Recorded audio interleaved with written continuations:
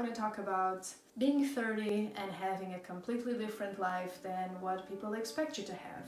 I wanted to speak about the things that I've learned, that I've experienced, because if you are not in Berlin, feel like a bit ostracized, which is what I feel right now that I'm in Lisbon, hopefully this will make you feel less alone. To give you a little bit of context, I have a very classic degree. I'm an architect. I had a boyfriend for 7 years. We got married and we were planning our kids and our big house. My big thing was just trying to figure out how I become a freelancer. Not in a way that it was very outside of the norm. I just wanted to be able to really enjoy my work, because if I'm in a place that I feel like it constrains me, I can't really give my all, and I love giving my all. In this process, when I felt fully liberated from a lot of things that were limiting me, I felt the need of getting a divorce. I felt the need of asserting myself as my own person, not only for romantic relationships. What I've realized was that I only want to be in spaces where I feel like I'm my most, I'm gonna say it, authentic self. I feel like now this word has lost all meaning, but you know, that I can be fully myself, that I don't have to mask, that I don't have to shrink. And this decision just threw my life out the window. Because I realized, and I'm sure a lot of people would, that you really have to constrain yourself to fit in the world. So when you break free, of course you don't fit in anywhere, and your whole life just collapses in front of you. And it was very interesting because in a way I was in the point of my career that I finally got what I wanted, and I was a full-time artist last year in my own apartment, which was like beautiful. I thought this would never happen in a million years, and it did. And I've realized I could look at this in two ways. I could feel devastated that like my nuclear family was gone and the possibilities of having like a normal life were very minimal. There's this other side, the freedom side. You now have a lot of free time to discover yourself, to take care of yourself, to be there for your friends, to pursue your hobbies, you know, like I had singing lessons, I had a guitar, like that was so much fun. I started reading again. I didn't have time to read when I was concerned with like saving money to buy a house, to have enough money for my future kids' education. You know, like this is all beautiful, and this would have been beautiful, and maybe one day it will be.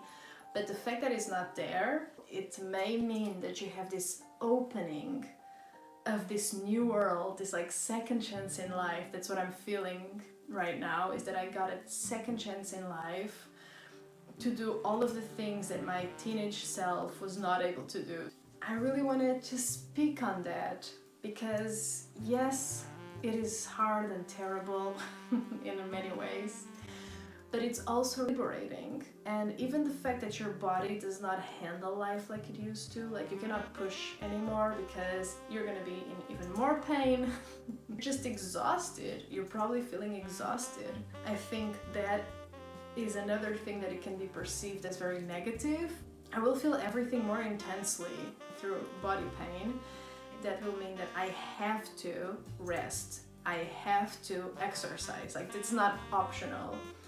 And I find that to be really beautiful because that means that my body is designed for me to thrive. Because every time I rest, every time I work out, every time I get a massage, my mental health also gets massaged, you know? That has to be one of the best parts of being 30. And the other, like, that comes with this exhaustion, because the other one is the fact that you don't really care as much as you did before. And if you still care, stop. I met some people that still care. I'm like, what are you doing? Being 30 means that you have enough wisdom. If you haven't read much, you have experienced life, you know? So you have the power to assert yourself. And I don't think we should be hard when we are 30 and like now we cannot take any kind of criticism because we are now like our own people and there's no flexibility in this. That's not what I'm saying. I'm saying that you don't have to take any negative behavior that you don't want to take. you can simply say, not for me, goodbye. Wow. I never cared so little about what people think. And obviously I still care. Obviously, you know, it's not that you become a psychopath, but in a way, if you really embrace this, it becomes so much easier. And I'm only going to be around people that I truly like, that truly excite me. That is such a massive privilege that comes when you are an artist. If you're an artist, you are either like selling your painting, selling what you are doing, or you have some part-time job that is like very straightforward and is paying your bills. Especially right now, it's probably remote, right? That means you really can choose to only be with people and only be in situations where you're thriving, that inspire you. If you are from a culture that it needs you to be very polite, it needs you to say yes to everything, like you cannot just say no without a massive justification. Something that in my 30s really like kicked in was this, like, I do not need to justify myself anymore. If I don't want to be here, I say, I don't want to be here. And if the people I'm with take it personally, I mean, that's their problem. Honestly, I know maybe this sounds harsh, but it is what it is. It's really not my problem. I have explained to you that it's me. And this is such a weight that comes off when you can just say no. I guess this is turning into a video that is more about like being 30 is not so bad. But I think it's still challenging, right? Because these voices will come to you. Like when you change your life in your 30s, the decade that you're supposed to get your things together, that you're supposed to know exactly what you're doing, and if you gravitate more on the freedom side, it can get lonely. It can get really lonely, and you can feel crazy. Maybe we are. But it is a possibility. But that shouldn't stop you. Because I mean, what's the option? Be miserable? I'm right now in a point where I've experienced immense loss in the past month. Like, I don't think I've experienced so much loss at the same time. And by loss, I mean like things happening that are negative. An actual loss, actually. But anyway. And look at me. Like, I'm not lying in this video. I feel good because I'm grounded. You can set my environment on fire and that will hurt my skin, you know, but my skeleton, my spine is in its place. You cannot move me. And that is something, like, that is the biggest, most amazing present my 30s have given me. And yeah, I showed my trip to Sicily because it was a very important thing. Like the first time I just decided to do something that was like off the plan and it may not work, and it's like going into a certain waters, and it was the best thing that I did. Like landing, I felt the sun in my skin and I was energized, you know? Like you realized you're in the right place. This is what I have to be right now. I was so energized, I was so aligned, I was so productive, I was so happy also. And this is something that, it's another good thing about being 30 is that you have so much life experience now that you can really feel when something is good and special. Before, you don't really have a terms of comparison. And now, because of everything I've been through, I can really value life more. And even when I go to really dark places, I can take myself out of there because I also now trust myself. I now know that I can get out of anything. When you do the work, regardless of the age, when you do the inner work and you kind of like integrate yourself and you're becoming your own mother and your own father and your own child, you can take a punch, you know, like there's nothing again, like that's just life.